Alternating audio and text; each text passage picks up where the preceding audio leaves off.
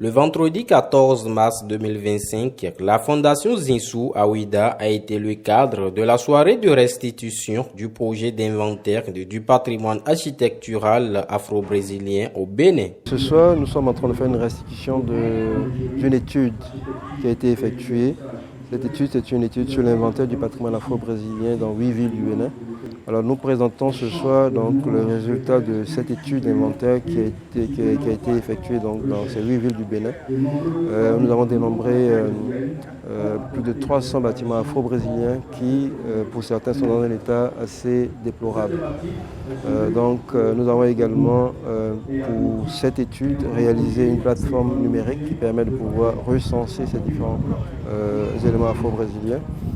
Donc on peut y avoir accès, donc c'est www.patrimoinearchitecturalbenin.org. Nous présentons également ce soir un ouvrage qui a été édité à la suite donc, de ce programme-là, au cours qui retrace une journée scientifique qui a été organisée ici à Ouidah et qui a vu la participation de confrères du Nigeria, du Togo et du Ghana qui également travaillent sur ces questions du patrimoine afro-brésilien dans leur pays.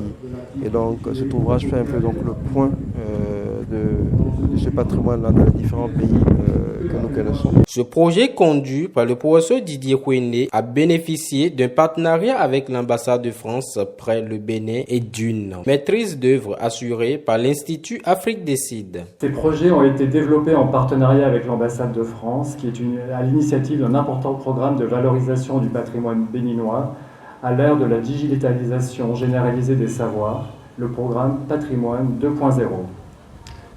Porté par plus d'une vingtaine d'acteurs béninois, tous très investis sur les questions de patrimoine, il témoigne de notre engagement commun pour la préservation et la valorisation du patrimoine culturel béninois et s'inscrit dans le choix fait par le Bénin depuis 2016 de mettre le patrimoine au cœur de sa stratégie de développement culturel et touristique et par la même économique. Cette soirée a rassemblé plusieurs personnalités de divers horizons ainsi que des membres des familles propriétaires des bâtiments afro-brésiliens et un nombre impressionnant d'invités. Les édifices afro-brésiliens, témoins d'une histoire singulière entre l'Afrique et sa diaspora, sont parmi les plus vulnérables.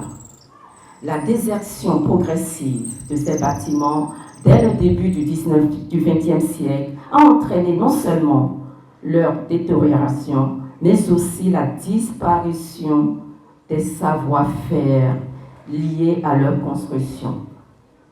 Ce constat alarmant nous impose une responsabilité, celle d'agir maintenant pour documenter, protéger et transmettre cet héritage inestimable aux générations futures. Si les techniques de construction ancestrales se perdent, si l'urbanisme moderne tend à effacer ces traces de notre passé, c'est bien parce que nous n'avons pas un devoir inachevé. Celui de faire du patrimoine un sujet central d'éducation et d'innovation s'avère indispensable alors.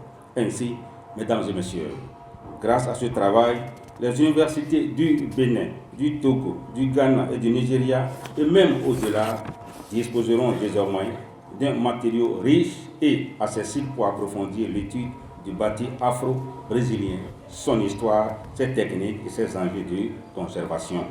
Chaque maison afro-brésilienne qui s'effondre est un pan de notre histoire qui disparaît à jamais.